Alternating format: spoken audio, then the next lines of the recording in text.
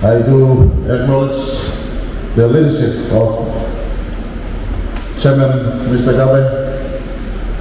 What a foresight. Let me say thank you to you and your clans. My Torah, this is something that you will certainly pass on to your children and their children, and it will be a perpetual wealth that you have built for not just your present Kuriu clan benefit, but more importantly, passing on to the children and the children and the children to come, if Jesus doesn't come back in our generation or their generation. And so let me say thank you again for your wisdom, your leadership, to your ILG group, to your families. You evading the lustfulness and temptation of quick grab for money, like many urban traditional landowners are doing in our country, not just in Port Moresby, NCD or Central, but right across our country. Something that I discourage. I do not want land to be alienated from our people forever. Land is 97% that we own by indigenous Papua New Guineans that has been passed on from generation to generation, was something that a Pangu-led government at independence in 1975 deliberately allowed it to remain in the hands of our people, because that is wealth, that is resources, that is something that landowners can be empowered with. Today, of the 462,000 square kilometers of land our people own throughout our country, 97% of that, I beg your pardon, of the 462,000 square kilometers of land in what is now the territory or nation of Papua New Guinea, 97% of that land remains in the hands of customary landowners. And so mobilizing these customary landowners in a proper direction to ensure the land harnesses wealth for them, not just wealth in its present form, but more importantly, liquidifying the values of the land to actual cash in a modern cash economy is important. And that is why my government, number one, entrenches that land remains with the people. No customary land will be alienated forever unless state sees that this is for schools or other enabling infrastructures. Then proper due respect discussions with the landowners will take place. But in the instance of commercial developments, we envisage that the vision of 1975 remains the vision of today's generation of leaders, both in politics and the public service. So we empower landowners going forward, as is the case we are seeing today. And so, Mr. Gabe, pass my appreciation to all of your ILG members. For you, as I said earlier, you evaded the temptation and lust for immediate cash and to make this program work for sustainable wealth generation that will be in perpetual now and into the future. Well done, ILG.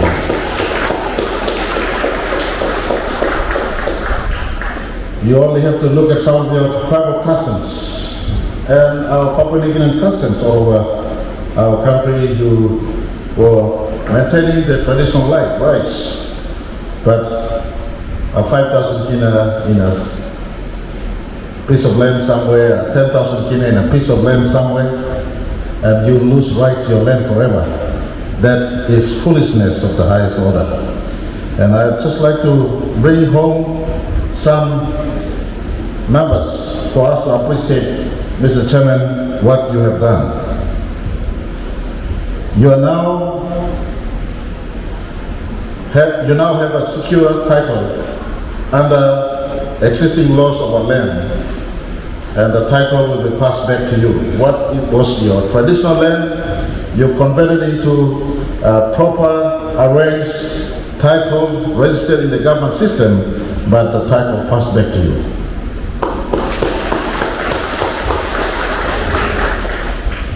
585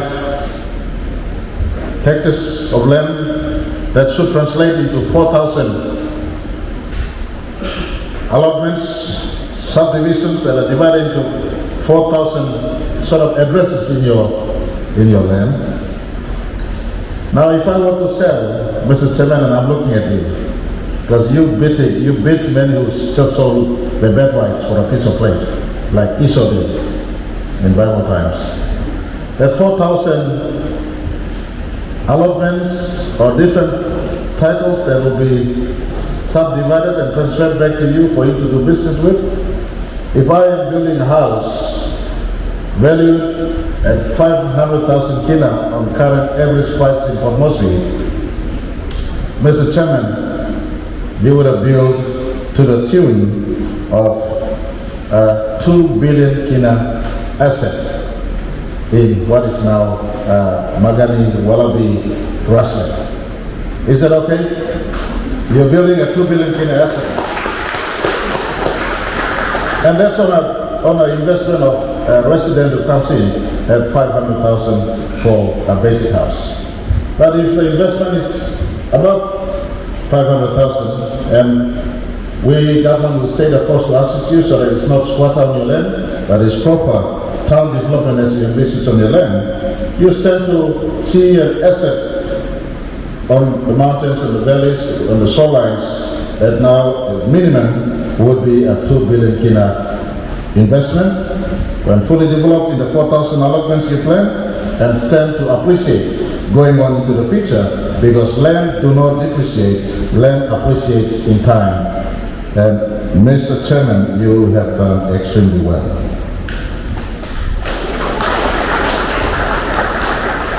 Mr. Land Secretary and Mr. Lands Minister, we will go something deeper into justice arrangements. We will set up the trusts and ensure that it is not state who collect a lease, but it is the landowners themselves who collect a lease in the 4,000 allotments. And so I want the laws changed so that the trust they set up, the trust collects the lease and they earn from the lease going forward perpetually. So now, Mr. Chairman, I see you again. If your 4,000 land have lease, and on the bare minimum, someone is leasing on 2,000 kina a year, you know how much you'll be earning a year? 8 million kina on those 4,000 blocks a year. Wow. 8 million kina you'll be earning a year. If 10 years your earning is 80 million kina. In a 99 year, you do the multiplication. They go home and do the multiplication.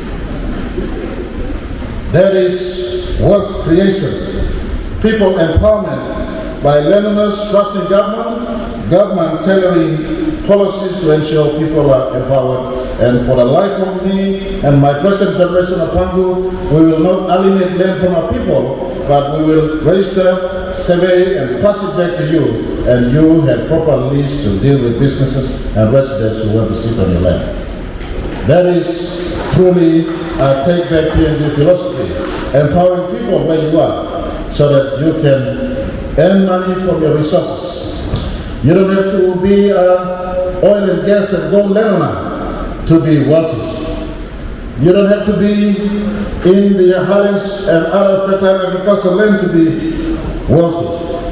For those of you who live around the fringes of our urban areas, you sit in prime land. If this prime land are mobilized properly as we are doing today, your government stands ready to assist you with enabling infrastructures so that you can earn money through lease and proper lease. And going forward, wealth becomes perpetual for you, your children, their children, and their children going forward.